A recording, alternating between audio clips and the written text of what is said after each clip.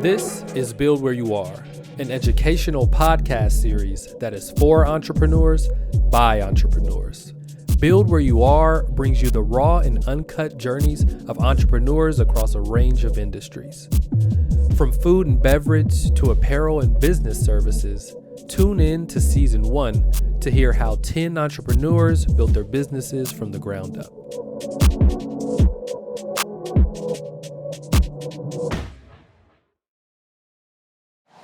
Welcome to another episode of Build Where You Are, a podcast about entrepreneurship. For personal reasons, I'm super excited for today's guest. This is someone who I guess really just, I can say I've known my whole life, or you could probably say that more so because you remember when I came on, we grew up on the same street. I've seen her throughout multiple journeys in her career as a DJ and heavy in the music game, to now opening up Olive Street Agency. So without further ado, we want to give a warm welcome to Rita Forte. Thank you very much. Happy to be here. Tune Day. Yeah. Neighbor. That's what we always say, neighbor. This is real East Oakland here. Yeah, for real. Living up to the ESO origins. Yeah. Let's take it. I know so much about you, but I'm just thinking back a little bit. Mm-hmm. So, as we know, Olive Street has really become a staple in East Oakland for screen printing, embroidery, and all things apparel production. Yeah. But your journey in entrepreneurship precedes this. Then I feel like Absolutely. A lot of folks don't know about this, and so if you want to kind of just take us back to before, you're like, it could be the music days, it could be helping out with It's a Grind, it could be like, I don't know which one preceded which. Glad you put that in there. The origins of entrepreneurship and how you even started thinking about business. Yeah, well, I think in general, the Olive Street Agency is kind of what you're saying. It's really the evolution of my entrepreneurial journey. And it's just presenting itself as the Olive Street Agency now. Yeah. You know what I mean? Mm-hmm. And who knows what it's going to present itself as in 10 years. I seem to do this 10-year thing. So if I go back a little bit, and I will start in my DJ journey because that actually started in college. Mm-hmm. So I graduated in 2003. And I started DJing though 2 years before that. Yes, started kind of as a bedroom DJ, but then was really DJing the college parties and whatnot. And graduated in 2003, moved back here to the Bay Area, went to college in Massachusetts. And for the next, 7 or 8 years, I had a DJ career here in the Bay Area.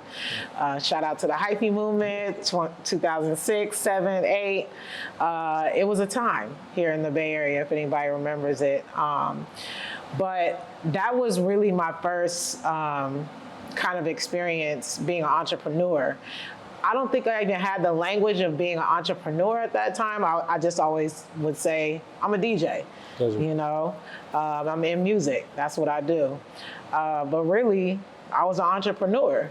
I also had, I would say, traditional jobs along the way as I was a DJ as well too. Sometimes I was just a DJ, sometimes I was a DJ and I had, a 9-to-5 per se.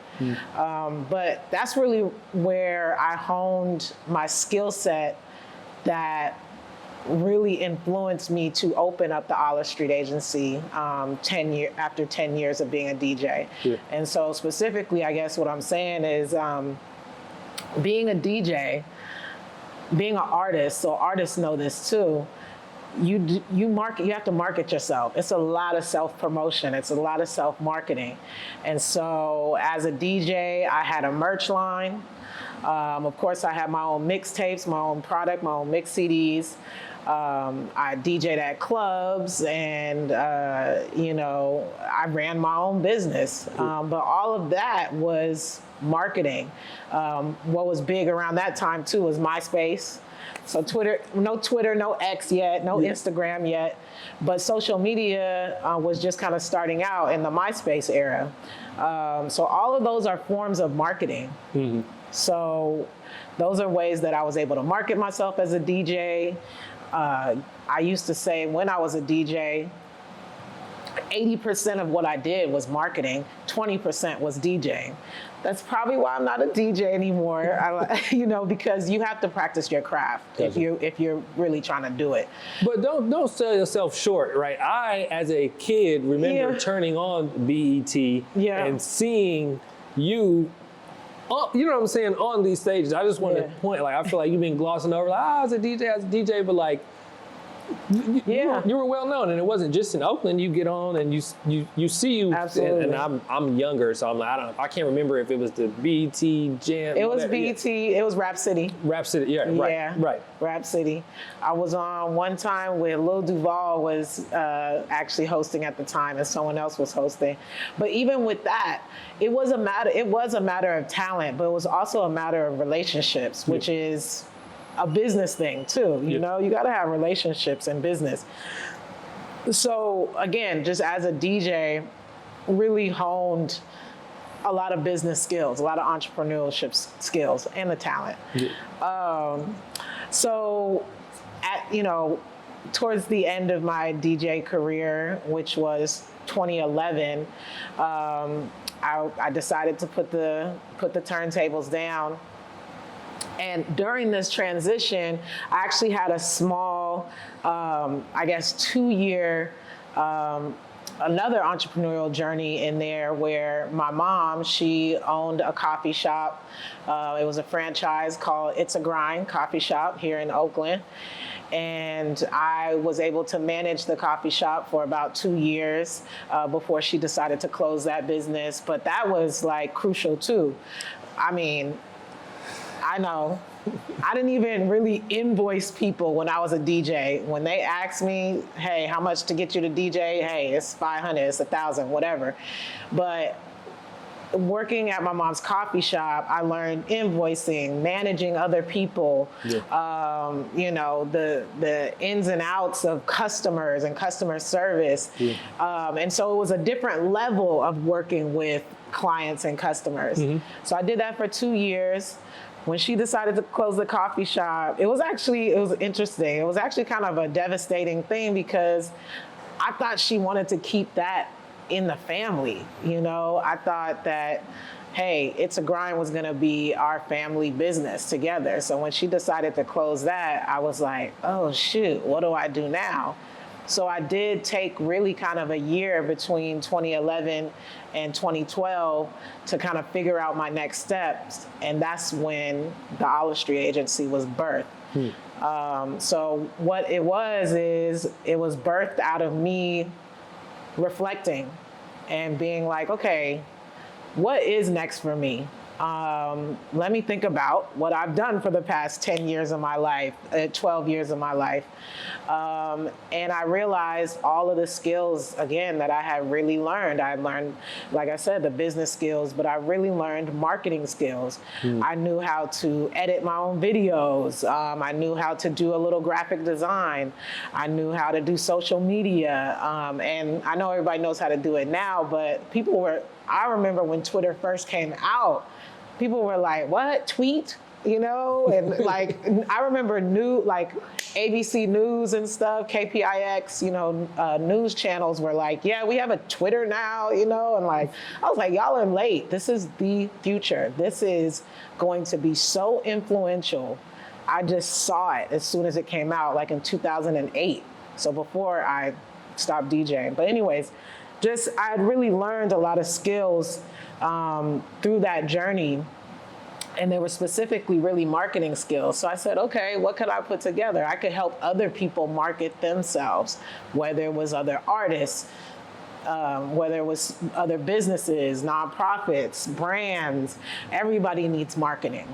I remember going to some conference or seminar around that time, and I remember them saying, your first most important person that gets hired to a business is the CEO. The second is your VP of marketing or your marketing person. you have to market. It's like, okay, you have your leader. Now, how are you going to get your message out there? How are you going to promote? And so that's your marketing person. So I figured, okay, I could help other people market themselves. And I literally looked, kind of like Googled or whatever back then. I remember I did, because I said, okay, what type of business is that? And then after just looking things up, I was like, agency, it's an agency. We're going to be an agent to help folks do it, because, I mean, now everybody knows about marketing agencies, right? Yeah. I think it's pretty popular, but this is 2010, 2011. People weren't really talking about marketing agencies then. So really finding the words to go with what I knew was next was what I was doing at that time. Gotcha. And so the Olive Street Agency was born then. And so this is 2012. This is 2012. So now 11 years later, Yeah. you have this physical location. Yes. You know, you've been expanding. I know from expanding the machines. I got DTG now. I got multicolor, even more colors on the screen print. I got more stitching on the embroidery. Yeah. And then obviously, again, to that relationship point, you were saying, like, I got relationships with Los Angeles Apparel or AS Color or Independent Trading Co., whatever, like these suppliers Different and things. brands. And so I'm curious, as you fast forward, a lot of folks are not able to secure a brick and mortar space, let alone a brick and mortar space in the Bay Area as high as things are and specifically in Oakland. So, I just want to hear a bit about you, like making that decision of like, okay, cool, I'm going to invest in a brick and mortar so I can do a lot of these specific services in-house and make that happen. Absolutely. So the Olive Street Agency, we currently offer 3 main services right now, and that's merch, like we just talked about, which involves screen printing, embroidery, whatnot. We also offer graphic design, and then along with the merch, we offer like web store fulfillment services as well. When I started in 2012, I also offered video services. Gotcha. I had offered social media management services, of which I'm not sure we would ever get back to that, because social media moves so fast. And now everybody kind of does know how to do it themselves, but we were offering that at first. But what I found from like my first 10, 8 or 9 years of business, I started to see that merch was our most popular service. And it was the easiest transaction, even though there are a lot of decision-making things that you have to do with merch. What sizes, how many quantities, all these different things. And so it's actually a process to print a t-shirt, y'all. Let me just tell you. But I realized that was our most popular service. So I said, let me really focus on our merch. Let me really focus on providing people with merch services. And from then I was like, okay, I'm gonna have to get my own production in-house if I'm really saying I wanna do it.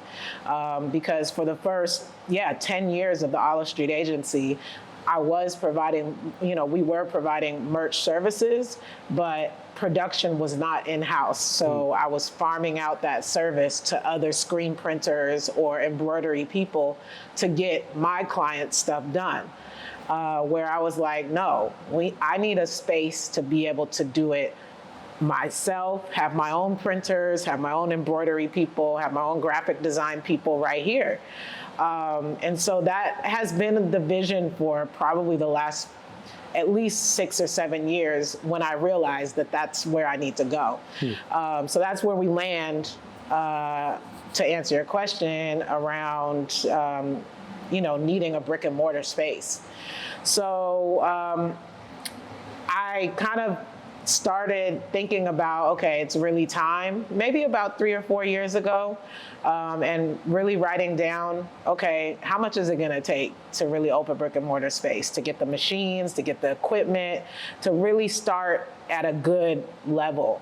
And so once I, kind of came at those numbers, or came at that number, I was like, okay, I need to find this money.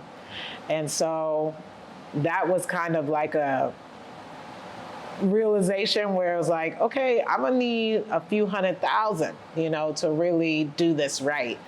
And so I started just kind of figuring out where I could get that money, maybe, applying for loans here and there, getting denied from loans here and there, definitely.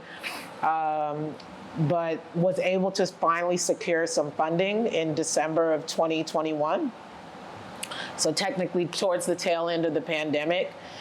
And I told the organization, which is Pacific Community Ventures here in the Bay Area, I told the current, I think, executive director, CEO, when they granted me funding, that I was getting ready to quit. Like, I was getting ready to, Olive Street Agency is done. I guess this is not what I'm supposed to do, because I just felt I'd been denied so many times for funding. I've been looking so hard for funding. Yeah. I've been really trying to make that next step to get to a brick and mortar, that I was really going to quit. It was my last ditch thing. And they gave me, some funding. They gave me 50 grand, which was not enough, but it was enough to keep me going and say, okay, I just have to look other places. It was my message from God saying, here, you keep going. I know it's not enough, but keep going. This is still what it is for you, So I got that, eventually found enough funding to be able to open the brick and mortar space. Finding a brick and mortar space is crazy too, by the way, especially in the Bay Area. Rent is crazy. And you made the decision to open in East Oakland specifically as well. Yeah. I want to hear a bit more about that. Not that Oakland is known for having, production places. I feel like you think about LA and overseas 100%. And things, but in Oakland, most folks aren't like, oh yeah, I'm going to get my stuff printed in Oakland. I'm getting embroidered in Oakland. So yeah, I'm just curious. Yeah, most production places for merch are in the Bay Area, are in that I know of, are in San Leandro, Hayward, for the most part. There's a few in Oakland as well too, but not a lot. But I didn't want to stay in Oakland. That was my priority. I did look in those other places too, though. Yeah. But I was looking at West Oakland as well. A realtor that another entrepreneur, my best friend, Rita, knew and was working with, because she's looking to open a gym space, had hit her up and said, hey, I have this space open. And it ended up being the space that I ended up renting out. And that's basically how it happened. Again, another relationship through a relationship, right? That had just been there dormant, but it ended up working out. And I went to go see the space. It was commercial. It's right there behind Mills College, MacArthur and Seminary. And I said, this could work, / I'm gonna make it work. You know what I mean? That's real. I think this opportunity is for me. I stood there in the space, by myself, and just really kind of, prayed about it and really tried to connect to the space to see if this was for me. And everything kind of flowed. The landlord's pretty cool, doesn't bother me. So, and I'm 7 minutes from where I live, from Olive Street, from the actual Olive Street in East Oakland. So it was great finding that space. One of the things that you talk about, and I feel like a lot of times, especially on social media, folks glorify just the upside to entrepreneurship, and they don't talk about these very real moments that I feel like every real entrepreneur has had of I'm over this, bro. I done spent time, I done lost money in this, I got things and it's not flying off the shelf the way I want it. I could just get a 9-to-5 with benefits and be cool, and just having the perseverance through that through that moment. I don't know if you want to just talk a bit more about this is what entrepreneurship really is, at some way, shape, or form for most people. It's tough. Like I said, my best friend, she's an entrepreneur as well. My roommate from college, she lives in New York, but she's an entrepreneur as well. So I'll start with that. Definitely having my closest friends also being entrepreneurs helps. It's they're going through the same thing as me, And so I think I'm thankful that I've surrounded myself with two of my closest people being in the same situations, and they're Black women too. So cool. That's also a thing. I think I've dealt with the entrepreneurial journey different at different times. What you made me think of first when you said this question was that I drove Uber for like 2 years to be able to make ends meet. And that's something that maybe a lot of entrepreneurs won't say either, but there's a lot of entrepreneurs out there driving Uber and Lyft, let me just tell you. But those are some things that you might have to do. One of the things that helped me kind of get through times like that, and especially specifically that time, is I'll just mention it really quickly. I'm a part of a organization called ADOS, which stands for American Descendants of Slavery.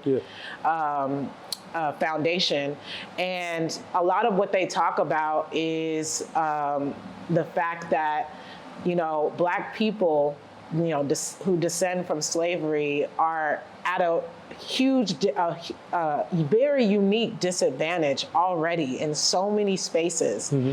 And so to not feel bad about what we have to deal with to survive, to live, to try to live this American life.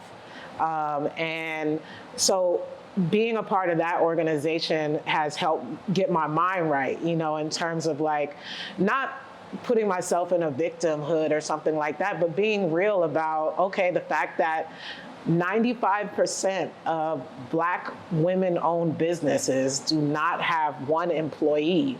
And even though I have a brick and mortar right now, I'm still one of that 95%. All of my staff are technically independent contractors. Gotcha. So I still do not have a full-time employee except me. You know what I mean? And my overhead is crazy, and I'm making, some good money, some good profits and things like that. So the disadvantages that Black people, Black women are at, realizing those statistics definitely helps to put me at ease as to like, oh, this is why my journey has been like this. This is some of the reason why my journey has been like this. And so those are some of the things that I think people should tap into as well, especially Black folks, people of color as well too. Like really look at the facts, see how much these banks are or are not loaning to us, so like get your headspace right, and you're usually able to get through some of those hurdles better. And I think that's one of the reasons, that is one of the reasons why ESO Ventures was even started. Because we were looking at those statistics. I feel like sometimes a lot of folks miss the backstory and the larger picture. And especially in this time when you got lawyers suing venture capital firms and people who have grants specifically for Black women. That case, the same attorneys who are represented the affirmative action. Right, the Fearless Fund came after, and I feel like folks actually diminish it down to, they're discriminating. They're just lending to Black and brown folks. And it's like, no. We're lending to, or we're providing capital to folks that have been excluded from accessing capital and have been given different criteria and are looked at in a different way. And we're trying to provide a much needed service in closing that gap. And so it's like, it's not just, we just doing it just because, folks. It's like, no, we're doing it because outside of their control, the systems and the people in power who have the capital and the access to these resources have historically not given them these type of loans or these type of lines of credit, though the statistics show that they were just as qualified as other groups. They have all of these bogus terms and qualifiers that they use to really just try and justify what folks don't want to call out as just 100%. Systemic racism and prejudice and oppression. And so, with ESO, it was like, these are all the statistics. When they were writing legislation, they were like, less than 2% of venture capital funding is going to Black-owned businesses. Had all the statistics about lending to Black and brown folks, and then talked about also like this local businesses are also the backbone of community as well. And so to your point too, even about employing folks too, it's like where we're trying to get and where businesses are trying to get is to be, like you said, an employer enterprise where we do have folks on payroll and we can expand that. And we do have to have those real conversations. We're the group that was brought here against our will. And people had these conversations as if it was ancient history. And it's like, you know, I've talked to relatives in my lifetime who sharecropped in real life, like in East Texas, where my parents are from. And I mean, I'm sure y'all and most folks. Plant City, Florida. Right. Yeah, I mean, it was out there. Right. Mississippi. Simultaneously, you have folks who are descendants of indigenous folks who are here who. Same. Exactly. And so you have all of these different things going on, and folks never want to have that conversation. You know, try to have that. So I think that is a very real topic of conversation that is not brought into the forefront as often. And I think also one of the things that you just mentioned is like being in community with folks who understand that, who understand the struggles of entrepreneurship, and who also are like, oh, wait a minute, it is actually different for us. And that's not just something that's made up. That's statistically factual, evidence-based conclusions that are drawn from. So that's very real. And so despite all these things, though, as you were saying, you know what I'm saying? Okay, bring it back up. You're right, being real. But despite these things, you know, continuing to persevere, continuing to even have the audacity to jump off the porch into entrepreneurship and take that risk. And that sustained risk is something that obviously I commend you for, and all entrepreneurs for doing, you know, and wish nothing but continued success. And so I'm curious now, said 11 years in the Olive Street, you were saying you are seeing, you know, better numbers and profit. And so I'm curious about a couple of things. After getting, you know, the first access to capital from PCV, sometimes that opens the door for other folks. Like you need that first letter, the LOI, in order to get things. Other times it's just a qualifier, like, okay, I got this. Somebody else took that first risk. It's going well for them, so we'll do that. But how is that, has it been a catalyst for other funding opportunities? Has it been, you know, a catalyst for increased investment in yourself in order to make profit? How was that utilized? Well, I would say in the beginning, it definitely influenced, you know, another source of someone funding the Olive Street Agency, specifically Community Bank of the Bay. And they were, I don't know, sounding like ESO a little bit, you know, in general, looking to really, you know, support like Black, you know, also women, local businesses. So they had found, I knew someone there, again, a relationship, but they were also, it was good timing. They were looking for folks like me to help fund their businesses. And once I told them PCV had funded me, that definitely gave me a leg up in the process for sure. And then all of the funding that I did get prior to opening the business, opening the brick and mortar space, I really used just to open. So ever since then, it's been more so like maybe I got a grant here and there. I recently got the funding from ESO. Thank you very much. Very helpful. And but other than that, it's been, you know, using the money from the profits of the business, which I've been grateful. Also family as well too. My mom has been has helped out with a little funding as well too. So grateful and thankful for that. You know, definitely tap into family if you have and if you can. So yeah, that's how I've been able to sustain so far. Via funding, and hopefully looking for more. You know, another colleague entrepreneur, Rain from Red Door Catering. I talked to her a little bit, you know, and I just remember her telling me, "Hey, If they're offering you 75, try to get 100,000. Always go for more, because it really can help you settle a little bit more. I was just talking to her on the phone, and she was just like, it just hits different. Like, you're able to settle in your business a little bit more, and maybe even make different decisions when you're not like strapped for that next dollar. So I'm kind of, I guess, feeling that right now, in that space right now, because of ESO. So I'm very grateful for that, and able to just kind of sit back and do some analysis on my business and stuff. So yeah, capital is crucial. It's crucial. And I also want to just have this discussion about capital, and specifically like about, debt investment style capital. I feel like historically, and I think for good reasons, our community was targeted by loan sharks who were coming in super high interest rates and really trying to, bankrupt folks and extract and be very exploitive. Straight up. And so sometimes in our community, and folks who are pursuing entrepreneurship are super hesitant to take on credit or any type of debt and leverage that to profit their business. And they're like, man, I would rather empty out my savings account. I mean, obviously folks are tapping family and friends for capital as well. But can you talk a bit about that? Was that ever like kind of like a mental hurdle for you of like, ooh, I'm a little hesitant to take on this, or what was your approach to that?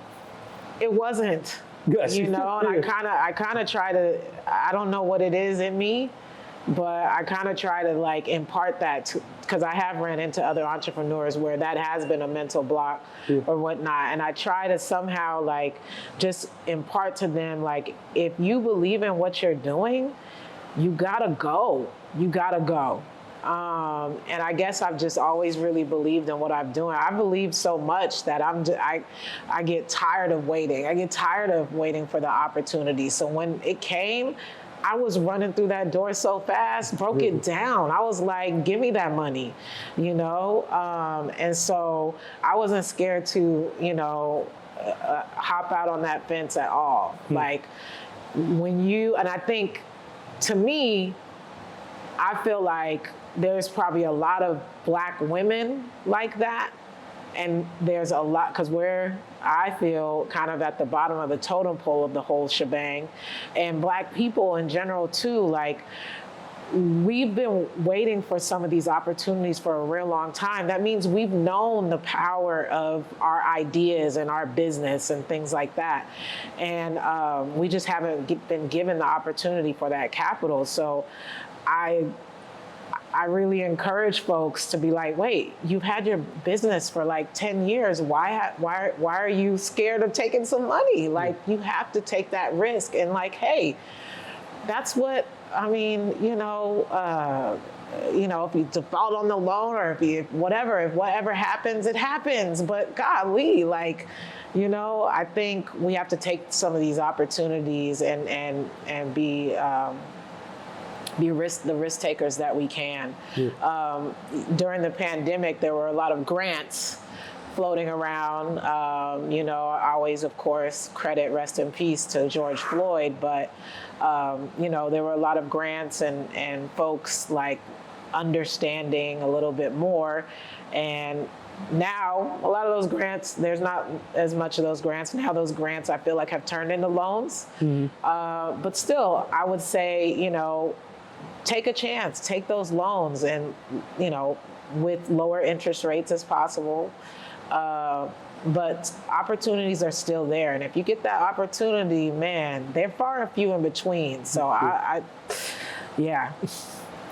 take them. Yeah. I mean, that's real. And that's a very, very real perspective. And that's a conversation that we have a lot. And, a lot of times it's like, look, you can empty out your savings and have no working capital at all, or you can utilize somebody else's and know that your profit rate will outpace that of any interest attached. And of course, for some of the things that ESO offers is at 0% if it's under a certain amount. Now, granted, when you start getting to the bigger things, it's still not a double % interest number. It's not, if you're not into double digits, right. Significantly lower than the SBA loan, for sure. And then obviously it's a different type of way that we operate with our entrepreneurs in terms of, being understanding and forbearance periods and all of these things. And so But it's a real conversation. Yeah. And I understand, like you said, where folks are coming from. However, it's like, look, this is an opportunity and this is part of business. You got to take that risk. Because if you look at other communities and you look at how they're leveraging credit and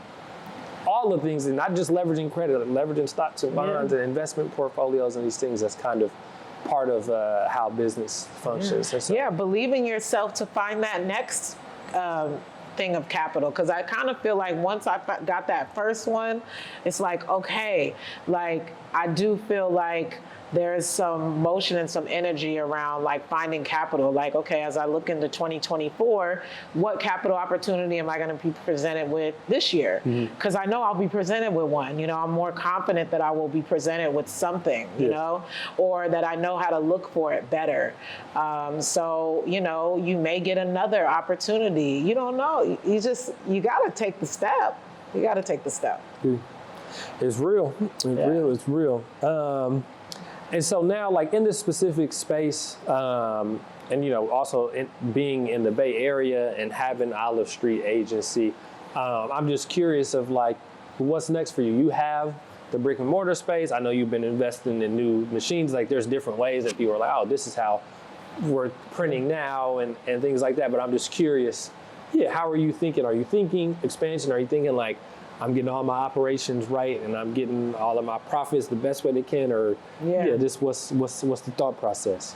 Well, going through a lot of like analysis now, just stepping back, seeing how our first, year and a half has gone, since the brick and mortar is open, seeing who our favorite clients are, our best clients are, nonprofit organizations, schools, artists. Like, we deal with a whole bunch of folks, seeing where our money really is coming from, how can we increase that, and really seeing a foundation that we could stand on. Obviously, with our services that we offer, merch and printing and embroidery is our number one service still. So looking to that to be our foundation, but also looking to see how we can grow our other services of graphic design, seeing where video maybe could come back into play, and where we could really kind of just grow into our other marketing services.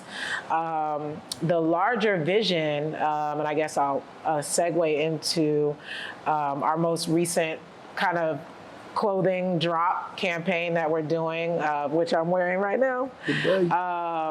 But our long-term really vision is to be a full-fledged marketing agency, right? I guess to give the example, there is a marketing agency here in Oakland, I forget, but they're the marketing agency that came up with Got Milk, like back in the day. And ironically, when I was a DJ, my merch line was called Got Bay. And it was surrounded around like the Bay Area artists at the time, the hyphy movement. And so I came out with merch that just said Got Bay, just like the Got Milk. And actually we're relaunching the line now that the Olive Street Agency has our own screen printing production in-house.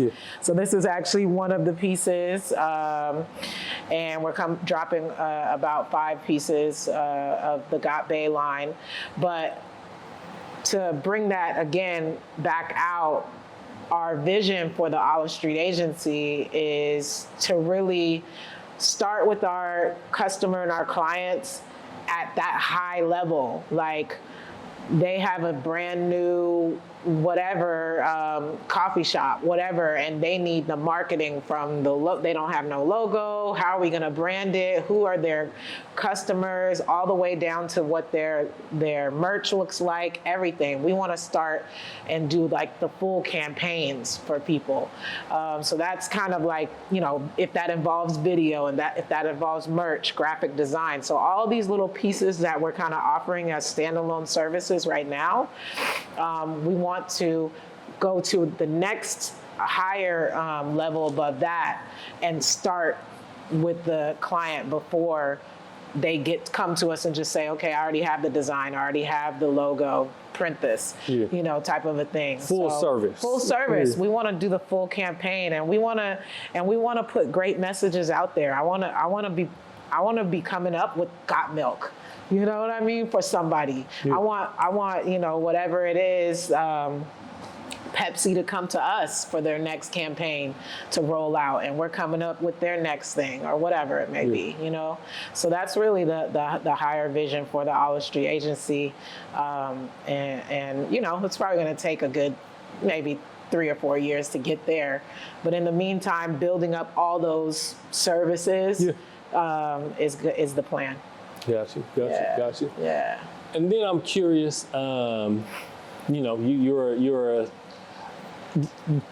20-year vet in this game of entrepreneurship and understanding that, like you said, from the bedroom DJ to the college parties to simultaneously making merch, flyers, partnerships, networking, and now progressing all the way to all things Olive Street Agency.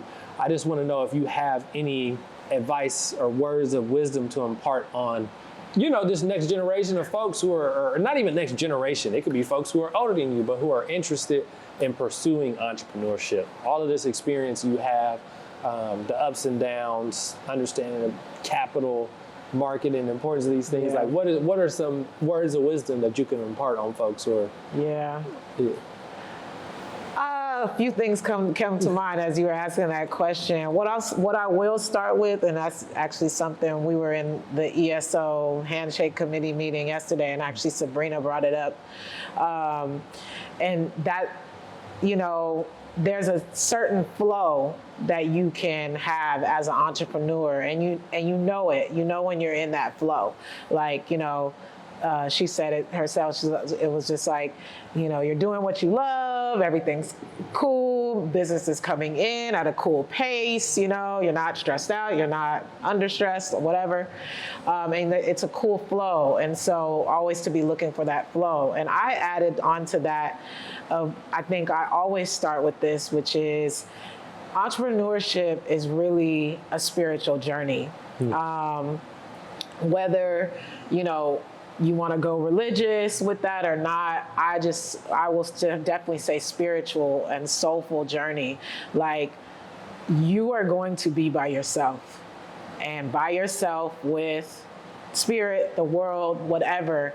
And so you have to find a flow within that.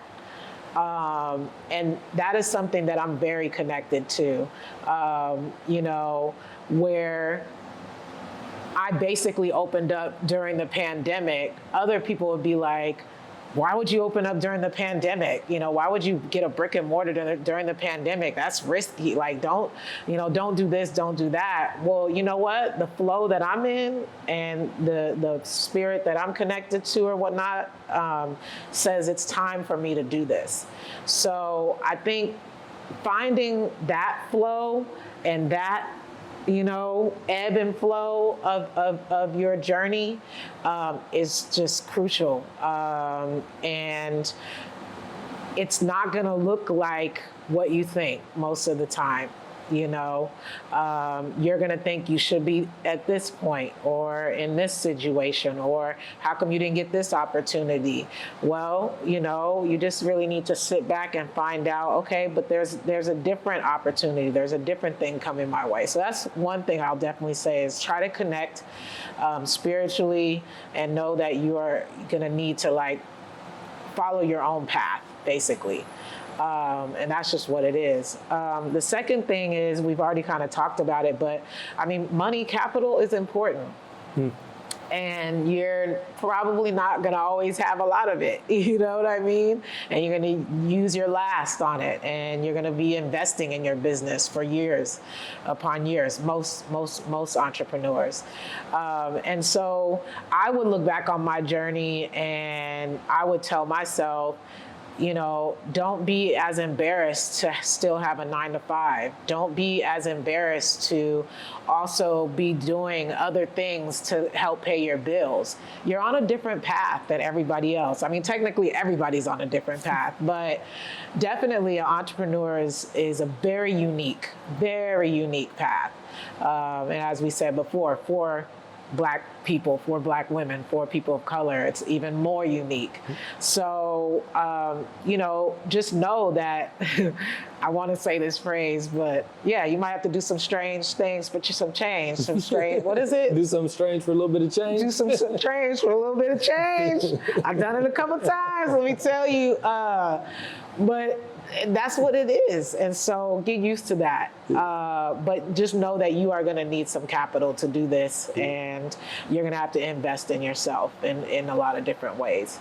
And then, I don't know, I think I'm still trying to, the last thing I'll say, I'm still trying to grasp this one too, which is to like rest and sit back and have and appreciate what you've done, and look at what you're doing, and just really give yourself a pat on the back. It's hard to do that. It's hard to find time to do that. It's hard to realize that you need to be doing that.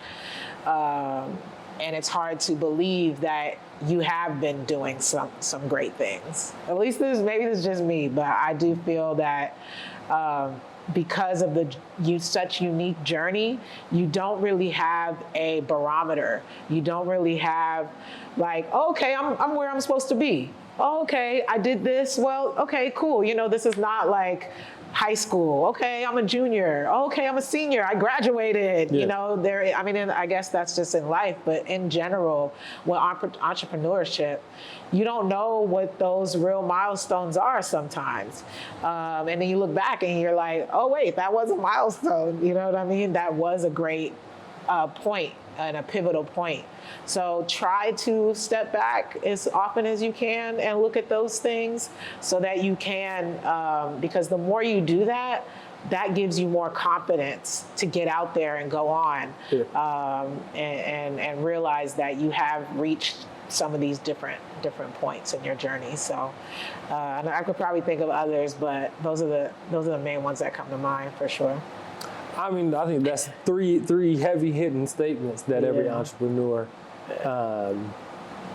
should hear and listen to, regardless of the stage. Because I'm sitting here thinking of myself too, and it's like, that's real. That's very real. Real stuff. I appreciate you for that wisdom. And so as we close out, I mean, you dropped some bars of wisdom, of advice. You talked about what's next, but I'm just curious, any closing thoughts just overall about this journey? I know that it is a kind of what you alluded to, and what we talk about a lot is that entrepreneurship is a marathon. It's not a sprint. You have to understand that certain things just take a certain amount of time. There are certain lessons that you have to learn.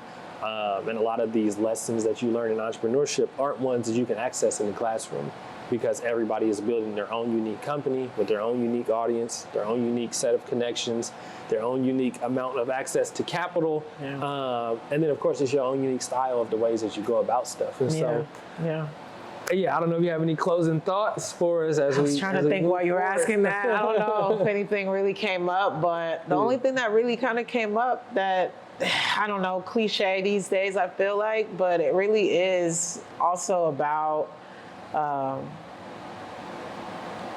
trying to know your purpose at any given point, of which can change.